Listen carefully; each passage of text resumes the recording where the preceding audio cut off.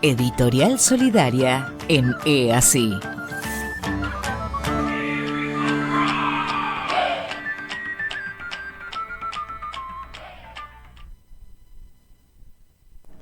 Estamos transmitiendo, como decíamos, por @EASI088 es nuestro canal de YouTube. Venite porque hacemos un laburito, lo repetimos muchas veces en la semana para que podamos de alguna manera ilustrar las cosas que decimos, porque la verdad que hay cosas que llaman la atención, pero más que nada lo que nos pasa es que estamos perdiendo la capacidad de asombro.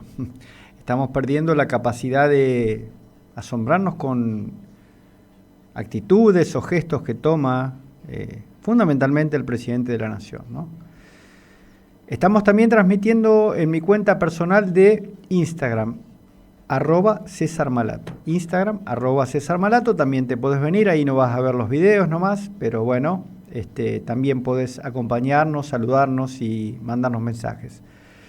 Nuestro momento editorial se titula "El plan es odiar y que todos odiemos". No odiamos lo suficiente, dijo el presidente hace un tiempo, refiriéndose a la disputa profunda y sincera, sentida, que tiene él contra los periodistas.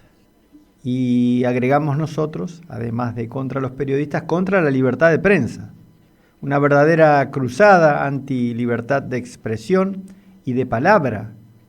Es un gobierno al que le molesta el disenso y le molesta a aquellos que piensen distinto. Fue el único gobierno en la Argentina que durante más de un mes y medio cerró la sala de periodistas, prohibió el ingreso libre de los periodistas a la Casa Rosada y a las conferencias de prensa, impidió que los periodistas pudieran hacer preguntas e inclusive mucho antes, en campaña, en la provincia de Salta, ya Milei mostró de alguna manera la hilacha, donde inclusive tiene una causa judicial, una denuncia en contra por agresión explícita hacia una periodista, mujer, insultó con vehemencia a esta trabajadora de prensa. En esta disputa nunca Javier Milei ahorró insultos, desprecios, adjetivaciones contra los trabajadores y las trabajadoras de prensa. Tuvo siempre una idea fija, Javier Milei: restringir la libertad de prensa, poner de rodillas a los periodistas independientes o a los medios de comunicación en general, imponiéndoles una mordaza a través de denuncias y causas judiciales iniciadas contra muchos de ellos y ellas, a través de quienes aún pesan procesos judiciales. Mirá el video 1, como Milei en Salta insultaba a esta periodista mujer. A ver, me parece que tenés ahora hasta problemas de comprensión. A ver, mirá, yo te lo voy a leer de vuelta porque parece que no entendés. Esto lo dice Keynes, no lo digo yo. Lo dice Keynes, no lo digo yo. Keynes dice, literalmente, prefacio de la edición en alemán. Vas, te compras la edición aniversario del Fondo de Cultura Económica, una que es de color azul, y tiene todos los prefacios. Entonces lo lees y te vas a encontrar con esta frase: no obstante, la teoría del producto en su totalidad que este libro tratará de ofrecer es, por mucho, más fácilmente adaptable a las condiciones de un Estado totalitario que la teoría de la producción y distribución de un producto dado bajo las condiciones de libre competencia y en buena medida el laissez-faire. ¿Necesitas que te lo lea de vuelta? ¿Me lo podría leer de vuelta? Pero... Te lo leo de vuelta porque parece que tenemos problemas graves de comprensión. A ver, voy a ir despacito para que me entiendan. Digamos, a ver si Keynes era o no un partidario del régimen totalitario. No obstante, la teoría del producto en su totalidad que este libro tratará de ofrecer es, por mucho, más fácilmente adaptable a las condiciones de un Estado totalitario que la teoría de la producción y distribución de un producto dado bajo las condiciones de libre competencia y en buena medida del laissez-faire. Digo, ¿alguien tiene dudas de que Keynes era un totalitario? Me parece que la única que tiene dudas en esta sala sobre eso sos vos. No, simplemente hice una pregunta y no sé cómo reaccionó de esta manera tan fuerte. No, es que, a ver, si vos decís que el mundo salió de la Gran Depresión entre el 29 y el 33, con un libro del 36, lo primero que te tenés que dar cuenta es que no te dan las fechas. Ni siquiera te tomaste el trabajo de chequear las fechas. Hablás de keynesianismo y no leíste nada de keynesianismo. No sabés nada de keynesianismo. Yo no soy totalitario, solamente estoy diciendo que sos una burra y que hablás de cosas que no sabés. Bueno, si usted lo dice, yo lo respeto porque yo creo en la pluralidad de voces. Está bien, pero pluralidad de voces no es que 2 más 2 es igual a 57.825. 2 más 2 es 4. No es una cuestión de apreciación artística. 2 más 2 es 4. Lo que dijiste es una burrada. Hablaste de algo que no sabés. ¿De qué me venís a hablar? La totalitaria sos vos, que te ponés a opinar de cosas que no sabés un carajo. Y también hace falta... Es llamativo ver, y ya perdemos, vuelvo sobre lo mismo, la capacidad de asombro, de decir, che, este vago está loco, porque es como que nos anestesiamos con las cosas de estas características. También con cosas que hacen a través de otros periodistas, voceros serviles a sus propósitos, como Majul y Johnny Viale, por ejemplo, señalan, con letra del gobierno obviamente, a periodistas para que sean agredidos y repudiados por las hordas mileístas, enceguecidas, por adherentes, militantes, ultraderechistas, disponibles, ofrecidos como fuerzas de choque para atacar virtualmente y también físicamente, incluso mediante incentivos económicos. No solo contra periodistas, sino también a través de fuerzas oscuras y parapoliciales que operan pagas con fondos reservados de la CIDE, que nadie puede controlar, fondos reservados de la CIDE y que son disponibilidad discrecional por parte del responsable de la CIDE y principal asesor presidencial, Santiago Caputo. La política y el proyecto es el odio. Que todos nos odiemos, que odies a tu hermano, a tu vecino, a tu pariente, obviamente al político, ¿no? Al que hace política, al gremialista. Hay un accionar deliberado con políticas de gobierno concretas que ha agredido sistemáticamente a una enorme cantidad de sectores, de personas, de colectivos, de profesionales, a quienes este libertarismo extremo y de extrema derecha abomina, rechaza y considera enemigos a combatir. En esta larga lista aparecen científicos, docentes, educación pública y universitaria, investigadores, enfermeras, médicos, niños con autismo, mujeres y disidencias, jubiladas, jubilados, personas con discapacidad y por supuesto, quienes no pensamos o actuamos oponiéndose a su política de la crueldad. En el propio Congreso de la Nación defendió a viva voz, por ejemplo, a Mr. Karina 3%, defenestró a los legisladores y dijo claramente que se va a interponer a jueces para marcar el destino de los juicios, las sentencias y las causas judiciales, interfiriendo políticamente el servicio de justicia. Mirá cómo gritaba, cómo insultaba Milei a los legisladores en el Congreso de la Nación. A ver, ignorantes, la justicia social es un robo, implica un trato desigual frente a la ley y está precedido de un robo. ¡Manga de ladrones! ¡Delincuentes! ¡Por eso tienen a la suya presa!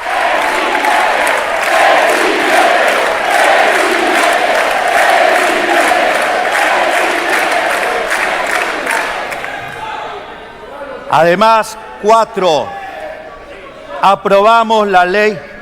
Sí, sigan con las operetas que la gente sabe. Digamos, sabe que son unos mentirosos, saben que los audios son falsos, saben que el que declaró ya dijo que era mentira, pero sigan así ustedes mintiendo a la gente. Digamos, sigan mintiendo a la gente con situaciones que no tienen además los crudos. Vamos, sigan mintiendo. ¡Manga de ladrones!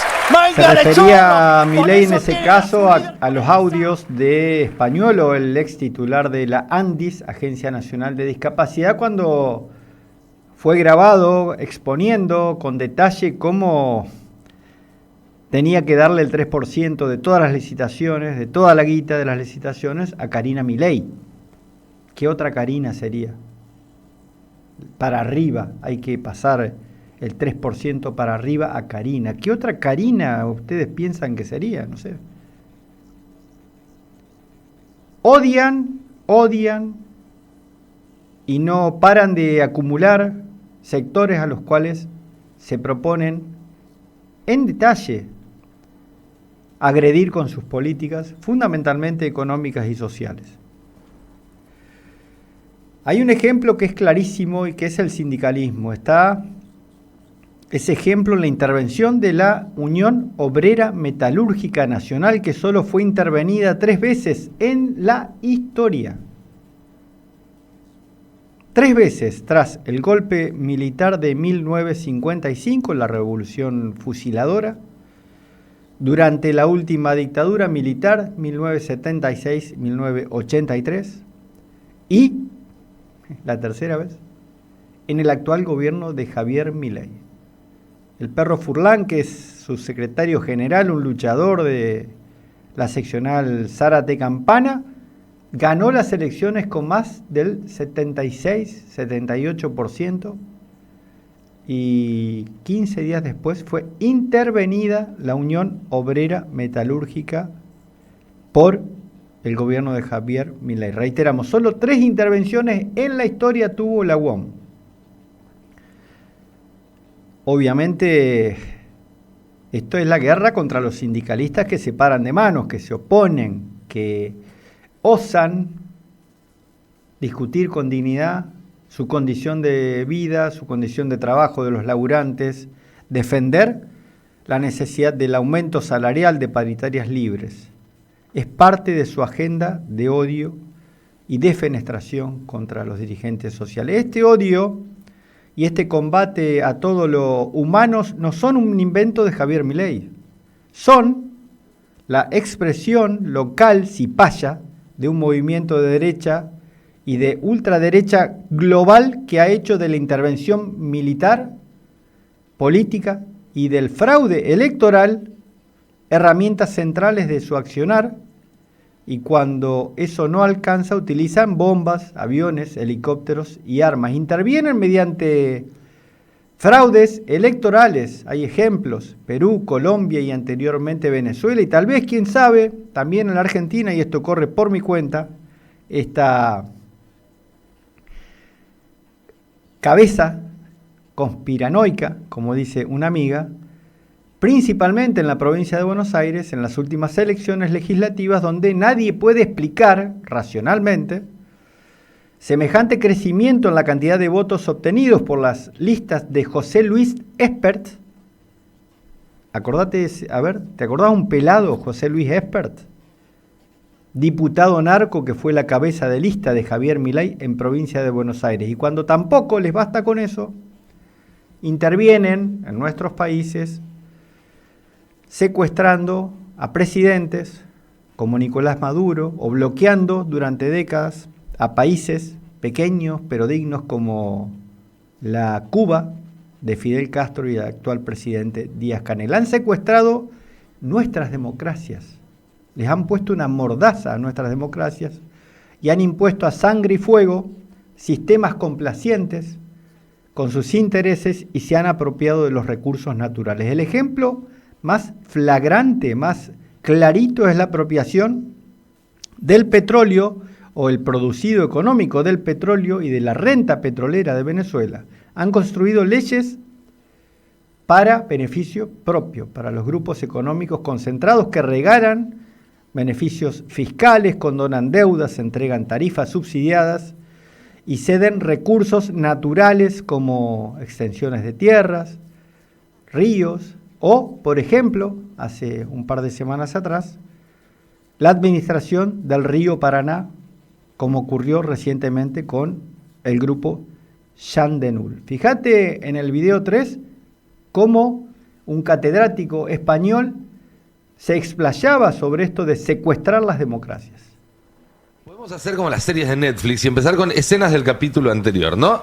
Hay un pequeño grupo de personas ultra ricas y ultra poderosas que son dueñas no solamente de las principales fortunas en el planeta, sino también de nuestros datos y de los algoritmos que rigen nuestras vidas. Vengo contando esta historia ya desde hace varios años y probablemente sea la historia más importante para nuestra generación. Digo, el centro de la mayoría de los problemas que nos aquejan en este momento pasa por esa ultraconcentración de la riqueza y del poder, que básicamente terminó con un puñado de tipos, y cuando digo un puñado es literalmente, estamos hablando de muy poca gente, que tomó por asalto a la democracia en los últimos años para imponer un régimen de orden tecnocapitalista global, o al menos hemisférico, que subordina a las personas a la lógica del capital, combinando los mecanismos de disciplinamiento del neoliberalismo con los del fascismo. Peter Thiel, el ideólogo de la oligarquía de Silicon Valley, y también de su máxima creación, que es la compañía de inteligencia global potenciada con inteligencia artificial, que es Palantir. Una empresa que, de nuevo, breve resumen, porque ya lo hablamos más extensamente, nació post 11 de septiembre, auspiciada por la CIA, desde adentro de la CIA, para gestionar datos y producir información. Esto es interesante porque hoy en día se confunde mucho datos e información, no es lo mismo. Un dato solo no es información, la información son datos cruzados, puestos en contexto. Esta empresa, que primero planteaba seguir la pista del dinero del terrorismo, hoy se dedica a establecer blancos en la guerra de Irán, se dedica a organizar la represión de inmigrantes y de disidencias políticas, por ejemplo, con el ICE. Es una pieza clave del genocidio en Gaza. Y vaya uno a saber cuántas cosas más en cuántos lugares más del mundo. Podemos hacer como las series de Netflix y empezar con... Me confundí de video, en realidad era Nico Lantos, quien es un destacado columnista internacional y nacional del Destape, habitual periodista del Destape. Además de esto, se pasan por encima de la Constitución Nacional Argentina y autorizan operaciones militares extranjeras en territorio argentino sin pasar por el Congreso y sin consulta alguna a gobernaciones, intendencias ni a ninguna instancia de control político, institucional y mucho menos social. El plan de gobierno y el proyecto político es el odio. Todo el odio que se necesite para hacer dóciles y sumisas a nuestras poblaciones, para hacer posible la dominación colonial. El odio, en otras etapas de la historia, sustentado en ideas de superioridad racial y étnica, provocó genocidios masivos, como el actual genocidio a cielo abierto que siempre denunciamos en este programa, en Gaza y en el Líbano contra el pueblo palestino, en este caso perpetrado por el gobierno de Benjamín Netanyahu. Ese mismo odio produjo enormes masacres y genocidios como los cometidos por la Alemania nazi, que solo cesaron cuando el nazismo perdió la guerra y cuando el mundo descubrió los campos de concentración que había levantado para exterminar a millones de personas, principalmente judíos, gitanos y todos aquellos que se atrevieron a levantar la cabeza y a enfrentar el odio y el genocidio. Construir plataformas políticas y expresiones que propongan soluciones a las necesidades de nuestro pueblo en materia de empleo, producción, servicios, industria, mejores salarios, medicamentos, acceso al agua potable, a las cloacas, a la luz, al gas, es una obligación moral de quienes hemos abrazado hace muchos años la política como una vocación de vida y de quienes sentimos el dolor del otro como un dolor propio. El amor no venció al odio, lamentablemente. Esto de que se ha popularizado en algún momento bastante floreciente de nuestra historia, que el amor vence al odio, el amor no venció al odio. Es muy mala noticia, pero la única forma de repeler y frenar la política del odio es juntar todas las islas, reunir voluntades de quienes militamos todos los días, cada uno desde su lugar, desde donde podamos hacer alguna militancia para frenar y hacer entre todas y todos un solo puño, también dice otro compañero, capaz de frenar el odio como política de Estado y como proyecto político de la Argentina en el continente y en el mundo. Esta editorial va dedicada a recordar a los compañeros caídos en el puente Pueyrredón a 24 años de su muerte, Maxi y Costecchi y Santillán, presentes en nuestros corazones. Estamos a tiempo.